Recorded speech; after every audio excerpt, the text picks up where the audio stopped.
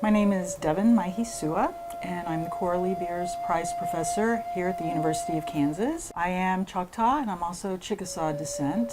I've written 16 books. The first book that I wrote was on the Cherokee Female Seminary. I've written about stereotypes. I also have a murder mystery. I've written 4 or 5 novels. I started a child adventure series. I also wrote a book on how do you write about Native people. So you want to write about American Indians. I was born in Wichita Falls, Texas. But I was always in Oklahoma, Norman. My father was from Muskogee, so I spent a good portion of my childhood up there. We would always go visit the 5 Civilized Tribes Museum, and as a young kid, my dad would take me out there. I thought, what is all this? I want to know more about it. That has really left me with burning curiosity. So as I got older, my first 2 degrees where I went to TCU were in biology and physics. So even though I was doing science, I was still very interested in history. I taught high school in Grants, New Mexico, and at that time it was a dying uranium mining town. This was in the early 80s, and so as a physics teacher I needed lab equipment. We didn't have it, so I had to pay for it, and I realized I can't continue like this, because here I had a master's degree and I'm making maybe $18,000 a year. And so I knew at TCU in Fort Worth, I knew a couple of professors there in the history department, and one said, we have 2 scholarships here for Native students. If you're interested in coming here and completely changing what you're doing. I thought, I think I do. I think I want to do that. Drove my U-Haul, my cats and my dog, and I just jumped into it, both feet, and realized this is very much what I'm interested in. So it was then that I could start with my family, where my family lived, as sort of the basis, a point of departure for branching out and using what happened to them and stories about them, what happened on the trail, and comparing that with, okay, how did this happen with other tribes? What was going on at the same time that the Choctaws were having their experiences? What were they doing in the Southwest?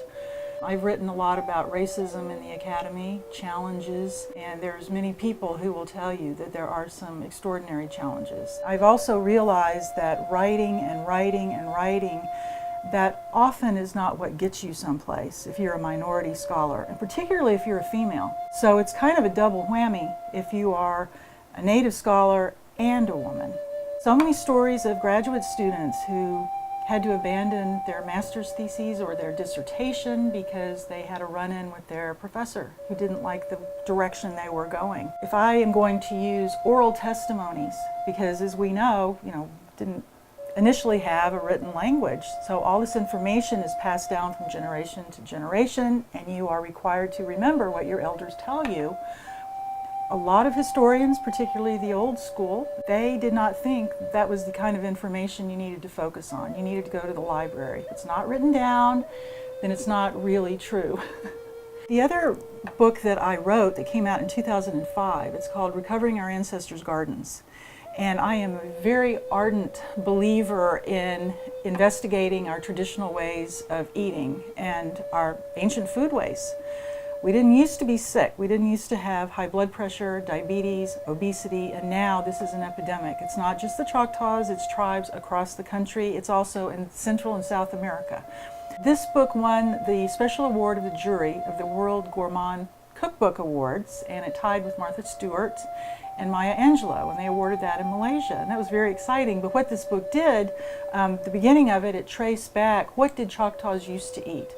What was a Choctaw Calendar? Because traditionally tribes, they knew and understood the natural world. They had to. Their survival depended on it. They knew when to plant, when to harvest, when it was they could go out and hunt deer, when was the best time.